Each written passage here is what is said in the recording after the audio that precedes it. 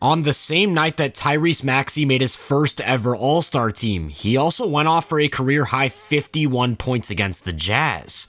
On a Philly team that's been struggling with injuries, most notably to the MVP frontrunner, Maxey's taken on a huge workload, and not only has he responded, he's exceeded all expectations. He's 6th in the NBA in touches, controlling the rock more than names like LaMelo, Fox, Mitchell, or Giannis, while keeping his turnovers at just an incredible 1.5. He's leading the league in minutes at over 37 a game, scoring from all 3 levels, creating for others. I mean, this is a true offensive star, and the entire arsenal was on display in this most recent performance. The first thing you've got to talk about is his speed. He might just be the fastest player in the sport, and that really helps him in transition, cutting into the defense like an all-pro running back and using that lead shoulder to create a lane. In the open floor, he's willing to go into the entire bag as a finisher. Keontae George is getting ready to meet him vertically, so he stays low to the ground with a couple strides, takes off with 2 hands on the ball as if looking to finish strong, only to release his right and scoop it off glass with the left. And if that wasn't hard enough to guard already, when streaking down the court, he's also a threat to stop and pull up for threes. You see the problem? That multi-layered attack has turned him into a deadly scorer when working off of screens. Chris Dunn does literally everything right, getting skinny over the top to stay attached to the ball, recovering from Maxey's hip to get back in front of him, but sometimes offense just simply beats great defense. They'll often set up these actions off of movement, with Maxey running off a handoff, and if there isn't a second defender in position to meet him, there's just no way you're stopping him from getting in close.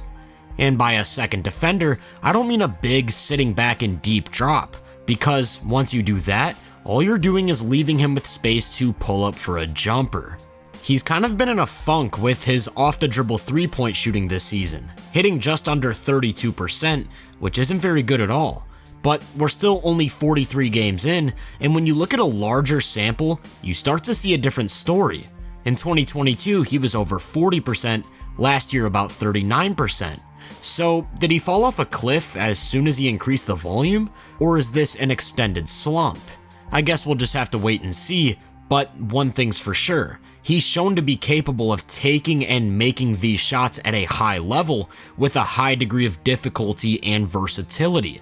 Like this one from the Jazz game. It's a ball screen from about 30 or so feet out, and Collins makes the mistake of coming up to the 3-point line instead of the hash mark because that's where Maxey's pulling the trigger from. Thanks to his agility, he's able to create a lot of space for these jumpers. This time it's a screen to his right, and he hesitates before exploding left. Just look at the separation, that's at least a few feet, and it forces Kessler to come up and contest. That was one of his 2 misses on 9 3-point attempts. The reason I wanted to show that though, is to put some perspective on why he demands the coverages that he does. Kessler wants to protect the paint, but first has to worry about closing that space on a 3. Only problem, remember that speed I mentioned? How many 7-footers can stay in front of that? Sometimes defenses are just more comfortable giving up a switch, even if it's favorable, to stop Maxey from getting into a quick scoring move. You see that here, George picks him up on a switch, except he forgets to come 30 feet out. That's just too much room for the All-Star. In the closing minutes, Philly trailing by 3, Sexton doesn't make the same mistake, picking him up well behind the arc. Maxey then turns on those jets, only to quickly stop and step back into an absolute bomb. Am I watching Damian Lillard or a 23-year-old? Plays like that speak to the fact that even though he's best with a screen, he definitely doesn't rely on it. When operating out in space, it's really hard to stay in front of him. This time help comes and he draws a foul. And here's another example, except instead of following through on a drive, he hits the brakes and pulls back. Again, look at how much space he created. Take away one thing and all of a sudden you're giving up another. Maxey had 18 points on 100% true shooting in the first quarter of this game, and as soon as it looked like he was about to continue torching Utah in the second, they adjusted their defense, trying out a zone. They didn't want to leave the middle of the floor vulnerable to Maxey's slashing, so a second defender would sit at about the free throw line to help on any drives. But on this one, Clarkson falls asleep, losing a cutter, who makes a quick extra pass to Reed down low for a lay. Here it is again. You have Maxey starting from up top, that second defender over helping on a potential drive, and all he has to do is move it over to Oubre on the wing for a great look. Just a little bit off.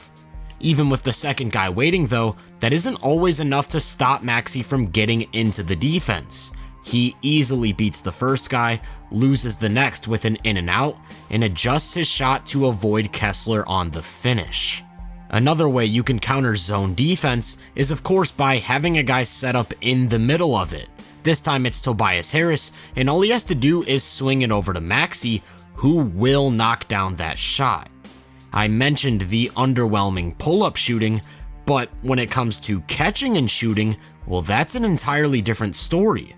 This season he's shooting 48% from three off the catch, and that's consistent with his 45 and 46% marks from the 2 years prior. That level of outside shooting is enough to make him a big-time off-ball weapon. Help off of him, or sag off even a little bit, and he's punishing you seemingly every single time. But as soon as you close out too hard, there goes that speed again, bursting into the defense for another tough finish. I already mentioned the 51 points, a career high, but what about the efficiency? 17 of 27 from the field, 7 of 9 from 3, for a true shooting percentage of 80.1. That's not what I'm talking about though. Remember what I said about his touches? He had 78 in this game, meaning that he scored about 0.65 points per touch. Unheard of. That also is not what I'm talking about though. With those 51 points in 78 touches, he didn't turn the ball over a single time. This is some crazy stuff we're witnessing, and with the gloom of some devastating news on Joel Embiid, Maxey's got the city of Philly on his back, doing something truly special. If you enjoyed this breakdown, make sure to drop a like, subscribe, and turn my post notifications on to be first on more content. If you're interested in my more in-depth research, make sure to check out my website and social media profiles. You can find those links in the description. Feel free to let me know down in the comments what you think of Maxey. As always, I hope you all have a great day, and I'll catch you guys in the next one.